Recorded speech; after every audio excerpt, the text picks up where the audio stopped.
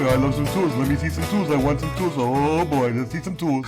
Welcome to the very first episode of Tool Talk and Tips. This is something I'm going to try to put up every Wednesday and just go over tools that I use in the shop every day and tips on how you might be able to get a little bit more out of those tools. Now today we're going to talk about my G8749 Grizzly dual sander. It's got a flap wheel on one side and a pneumatic drum or bladder on the other side.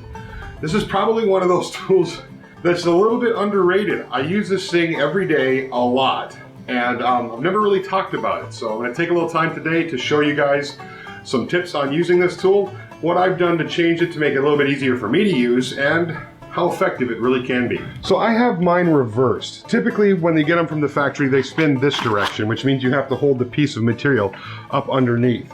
And it's usually flipped around, so the drum sander is on the right side and the flap wheel is on the left.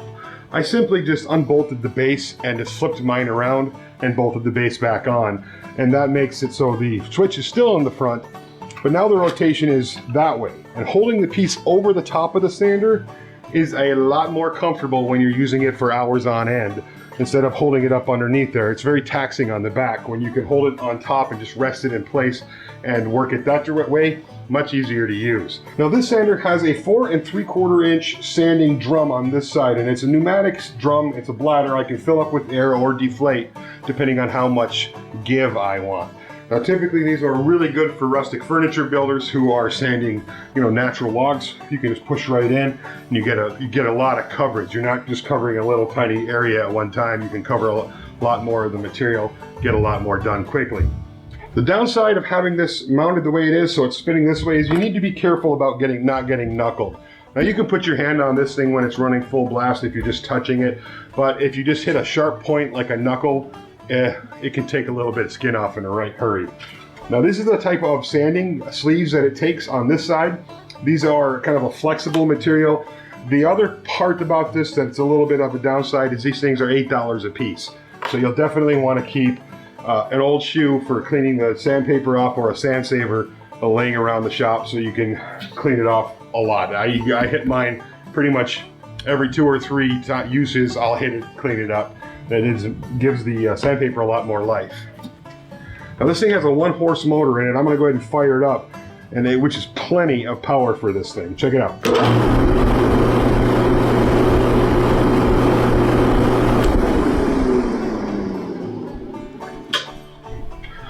Now over here you're going to see an air nozzle, and that's so you can add air or take air out.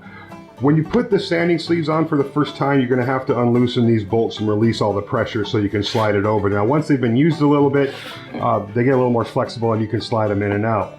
I keep a little bike pump right next to the sanding drum. You don't want to use your air compressor when you fill this up with air. It's real easy to pop that bladder if you're using an air compressor. It only takes a few pumps to get that a lot more solid. And the more you put, obviously the more air you put in, the stiffer it gets. Okay, so I've got a 100 grit wheel on this side, and it's pretty well used. In fact, I've just got some new ones in. I'm about to change it. But I want to show you how effective this is. I went and cut a piece of bamboo with the bandsaw. I don't know if you can tell how rough that is there or not. I'm going to go ahead and hit it with the drum sander and then finish it up on the flap wheel and show you how quick and efficient this is. And this is one of my favorite uses, is edging plywood or bamboo where it's going to be exposed.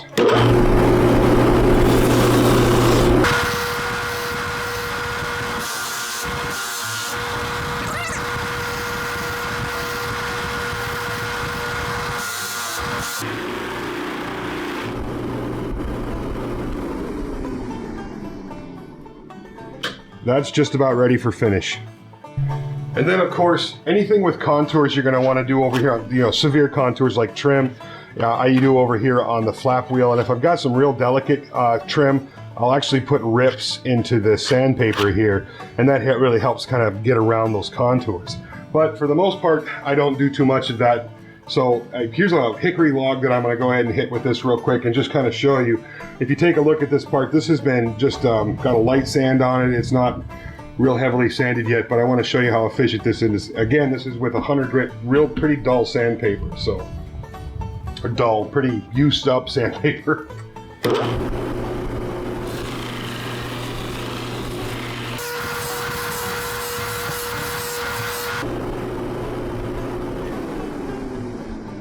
know if you can see the color change. Before it looked a lot like this gray here, and now you can see how some of that red is just popped right through. Makes really short work of sanding out legs that have rounds on them and contours. So it's definitely a really nice tool to have around in the shop.